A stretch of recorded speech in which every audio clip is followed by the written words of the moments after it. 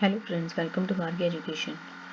सो friends, हम B semester first का English fluency पढ़ रहे हैं, जिसमें कि मैंने आपको यूनिट 2 तक पढ़ा दिया है। तो यूनिट थर्ड ए का अब लास्ट जो टॉपिक बचा था राइटिंग लेटर राइटिंग का, वो मैं आपको स्टार्ट करवा रही हूँ आज। ठीक है, तो यूनिट 3 ए में जो राइटिंग लेटर है, सबसे पहले उसमें लेटर ऑफ रिकमेंडेशन है। ठीक है, सबसे पहले हम लेटर ऑफ रिकमेंडेशन के बारे में समझेंगे कि होता क्या है लेटर ऑफ रिकमेंडेशन। तो फ्रेंड्स, रिकमेंडेशन मतलब जैसे आपको पता होगा रिकमेंडेशन क्या होता है। किसी को रिकमेंड करना या किसी की सिफारिश या प्रशंसा, प्रेज वगैरह, जो भी। जैसे हम कहीं भी किसी भी यूनिवर्सिटीज़ में जाते हैं या हम कोई जॉब अप्लाई करते हैं तो हमें इस लेटर की ज़रूरत पड़ती है। ठीक है, अगर हम एक कंपनी से दूसरी कंपनी में जॉब अप्लाई करते हैं तो हमें एक तरीके से ये एक मतलब एक रिलीविंग लेटर टाइप भी होता है कि हम अगर हमें कोई, या एक करेक्टर सर्टिफिकेट टाइप भी होता है कि जब हम हायर स्टडीज़ में जाते हैं तो हमें एक लेटर ऑफ रिकमेंडेशन की ज़रूरत पड़ती है, जो दूसरे के द्वारा, मतलब जो भी उस स्कूल में, उस कंपनी में, पहले स्कूल्स में जो भी प्रिंसिपल या कोई भी मैनेजर होते हैं तो उनके द्वारा रिकमेंड किया जाता है। ठीक है, तो समझेंगे। A letter of recommendation is a formal document that address your suitability and qualification for a particular position। जैसे कि मैंने आपको बताया, एक फॉर्मल डॉक्यूमेंट होता है। ठीक है, यानी कि ये किस चीज़ को एड्रेस करता है, यानी आपकी सुटेबिलिटी, आपकी क्वालिफिकेशंस को। ठीक है, फॉर अ पर्टिकुलर पोजीशन, यानी आपको किसी भी, मतलब एक पोजीशन के लिए कोई भी पर्टिकुलर पोजीशन आपकी दिखाता है कि ये एम्प्लॉय या ये स्टूडेंट हमारे स्कूल में पढ़ता था, ऐसा ऐसा, जो भी इसकी क्वालिफिकेशन है ये। ठीक है, तो you can use this document when pursuing a new job. देखो, जैसे मैंने आपको बताया पहले कि आप इस डॉक्यूमेंट को कहाँ यूज़ करते हैं। जैसे आप कोई जॉब के लिए अप्लाई करते हैं, या आप applying to attend a university और अर्न अ स्कॉलरशिप और seeking a leadership position for a group of organisation, यानी किसी भी नई जगह पे जाने के लिए। ठीक है, जैसे आप कोई जॉब अप्लाई करते हैं, स्टार्ट करना चाहते हैं, आप किसी यूनिवर्सिटी में जाना चाहते हैं, या कोई स्कॉलरशिप अर्न करनी है, या आप किसी लीडरशिप पोजीशन या किसी भी ग्रुप ऑफ ऑर्गेनाइजेशन में जाते हैं, तो आपको लेटर ऑफ रिकमेंडेशन की ज़रूरत पड़ती है। ठीक है, जो आपकी, मतलब एक तरीके से आपके बारे में, आपकी क्वालिफिकेशन या आपको दर्शाता है। ठीक है, तो ये आपके द्वारा नहीं लिखा जाता, ये उनके द्वारा लिखा जाता है जहाँ पे आप, जो आपको जानते हैं। ठीक है, जैसे आपने पहले कंपनी में जॉब किया है तो वो मैनेजर आपको जानता है, तो नेक्स्ट कंपनी में आप जब जॉब के लिए अप्लाई करेंगे तो वो आपका लेटर ऑफ रिकमेंडेशन देंगे। ठीक है, तो letter of recommendation is a letter written by someone on behalf of an applicant, यानी एप्लीकेंट के बिहाफ में किसी और के द्वारा लिखा जाता है। ठीक है, who can witness for that person, यानी वो उस पर्सन का विटनेस होता है एक तरीके का, कि ये इंसान या ये व्यक्ति हमारे यहाँ था, हमारे यहाँ पढ़ता था, हमारे यहाँ जॉब करता था। पर्सन एजुकेशन और प्रोफेशनल परफॉर्मेंस एक्सेट्रा, है ना, वो उसका विटनेस होता है, यानी एक तरीके से उसका मतलब वो विटनेस होता है उस इंसान के, उस पर्सन के एजुकेशन का और प्रोफेशनल परफॉर्मेंस का, कि इसने ऐसा परफॉर्म किया है, ये इसने ऐसी एजुकेशन मिली है इसको। ठीक है, अब एग्जाम्पल है, जैसे एडमिशन के लिए चाहिए होता है ना स्कूल्स में, हायर स्टडीज़ के लिए जाना चाहता है कोई अब्रॉड। ठीक है, तो उसे चाहिए लेटर ऑफ रिकमेंडेशन, या इसको स्कॉलरशिप चाहिए, उससे पहले उसको हमें एक फॉर्मल लेटर की, फॉर्मल डॉक्यूमेंट की ज़रूरत पड़ती है फॉर एम्प्लॉयमेंट। ठीक है, इन चीज़ों के लिए हमें लेटर ऑफ रिकमेंडेशन की ज़रूरत पड़ती है।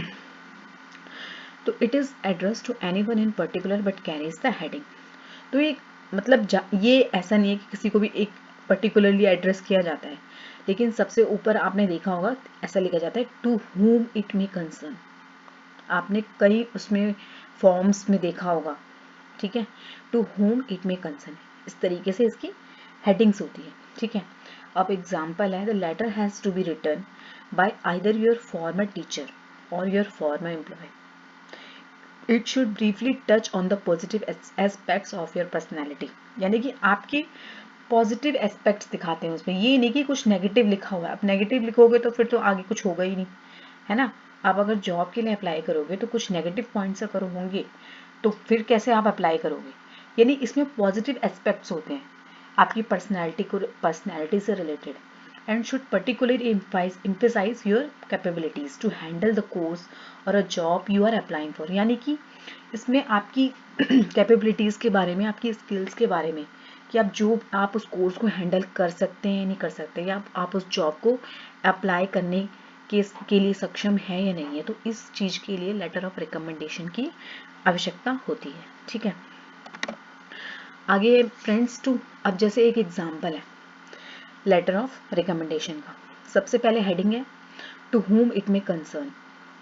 तो सब्जेक्ट क्या है? रिकमेंडेशन फॉर हायर स्टडीज़, यानी कोई बच्चा है जो कि हायर स्टडीज़ के लिए, मतलब हायर स्टडीज़ के लिए जाना चाहता होगा कहीं भी, तो उसका रिकमेंडेशन लेटर है। तो ऊपर सब्जेक्ट में लिखा हमने रिकमेंडेशन फॉर हायर स्टडीज़। अब डियर करके हम सर या मैडम कोई भी, ठीक है।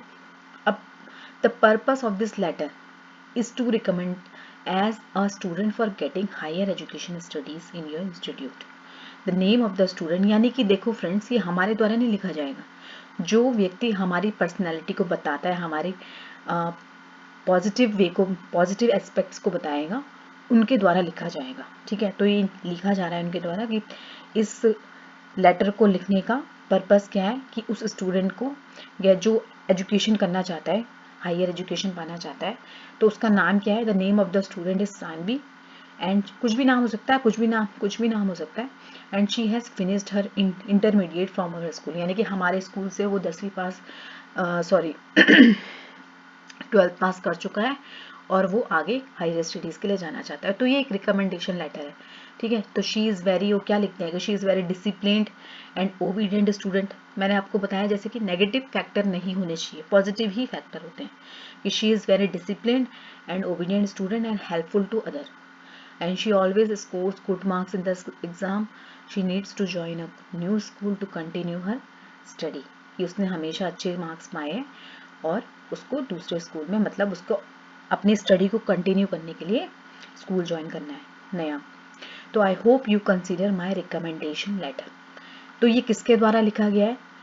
Thanking you Gargi Mehta principal, यानी जो बच्चा, यानी कि हमारी प्रिंसिपल के द्वारा तो लिखा जाएगा। अगर हम किसी स्कूल में पढ़ते हैं, हमने वहाँ से इंटरमीडिएट करा है और हम आगे कॉलेज में पढ़ना चाहते हैं तो फिर हमें क्या करना, वो प्रिंसिपल ही तो रिकमेंड करेगी ना हमें। ठीक है, वैसे ही अगर हम किसी कंपनी में जॉब करते हैं और हमें कोई अच्छी जॉब मिलती है, तो हम क्या करते हैं, पहली वाली कंपनी के मैनेजर कोई भी वो रिकमेंड करेंगे। ठीक है, तो उन्होंने बस इस तरीके से एक फॉर्मेट है रिकमेंडेशन लेटर का। Thanking you Gargi Mehta principal, Adarsh public school New Delhi. ठीक है, उसके बाद है फ्रेंड्स, एक्टिविटी आपको दी गई है, आपको ये खुद करनी है।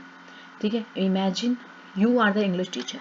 आपको इमेजिन करना है कि आप इंग्लिश टीचर हो, ठीक है, कॉलेज में, and one of your student wishes to apply for higher studies abroad. और आपका स्टूडेंट है जो चाहता है कि मैं हायर स्टडीज़ के लिए बाहर जाऊँ, विदेश जाऊँ। तो आपको क्या करना है, राइट अ रिकमेंडेशन लेटर लिखना है आपको अपने बच्चे के लिए, फॉर अपने स्टूडेंट के लिए, for your student, highlighting the abilities, जो किसको हाईलाइट करे, उसकी एबिलिटीज़ को, दैट ही और she possesses to pursue the course of his or her choice। यानी कि आपको एक रिकमेंडेशन लेटर लिखना है अपने स्टूडेंट के लिए, अपने स्टूडेंट के बिहाफ में, जो उसकी एबिलिटीज़ को हाईलाइट कर सके, ताकि वो अपना कोर्स कर सके आगे। ठीक है, अपने चॉइस के हिसाब से। तो ये आपकी एक्टिविटी है, आपको ये खुद करना है इसी फॉर्मेट में। ठीक है, जैसे ये फॉर्मेट था, इस फॉर्मेट में आपको करना है। ठीक है, तो आई होप आपको रिकमेंडेशन लेटर समझ आया होगा फ्रेंड्स। ठीक है, तो नेक्स्ट वीडियो में मैं आपको राइटिंग लेटर के बारे में आगे पढ़ाऊंगी। ठीक है, तो तब तक के लिए प्लीज़ चैनल को सब्सक्राइब और वीडियो को लाइक शेयर कमेंट ज़रूर करना। धन्यवाद।